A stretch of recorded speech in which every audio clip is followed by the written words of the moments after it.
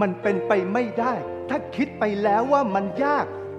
มันเป็นไปไม่ได้ถ้ามองแต่มุมที่เราเห็นมันเป็นไปไม่ได้ถ้าเราไปกลัวว่าจะพลาดมันเป็นไปไม่ได้ถ้าเราไม่ทำให้มันเป็นไม่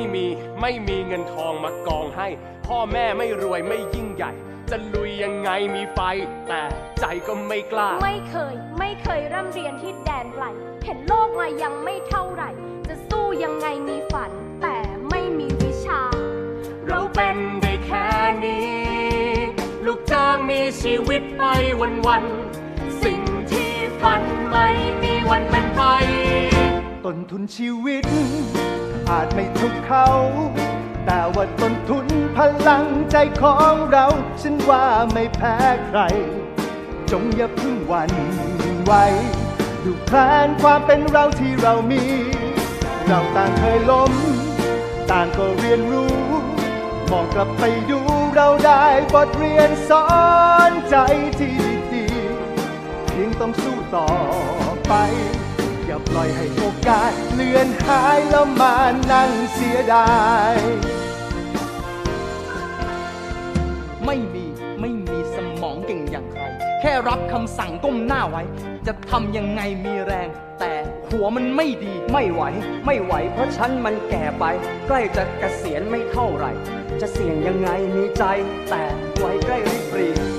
เราเป็นได้แค่นี้อยากฝันคงต้องฝันไปวันๆไม่มีทางทำมันให้เป็นไปต้นทุนชีวิตอาจไม่เท่าเขา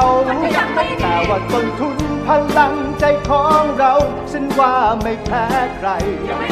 จงอย่าเพิ่งหวั่นไหวดูแผนความเป็นเราที่เรามีเราต่างเคยล้มต่างก็เรียนรู้กลับไปดูเราได้บทเรียนสอนใจที่ดีๆคุณต้องสู้ต่อไปอย่าปล่อยให้โอกาสเลื่อนท้ายแล้วมานั่งเสียดายคนเดียวจะทำฝันให้เป็นจริงอย่างไรคนเดียวอาจไม่ไหวขอให้ทุกคนเข้ามารวมพลังความฝันต้องเป็นจริงลองดูไหมไม่แน่ใจส่วนกันเอายังไงคิดว่าไงน่าสนใจเพื่อพวกเราไม่มีอะไรที่จะเสียต้นทุนชีวิตอาจไม่เท่าเขาแต่ว่าต้นทุนพลังใจของเราฉันว่าไม่แพ้ใครเราจะไม่หวั่นไหวดูแผนความเป็นเราที่เรามี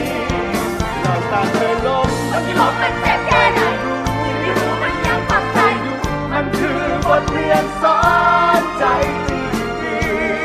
เราต้องสู้ต่อไป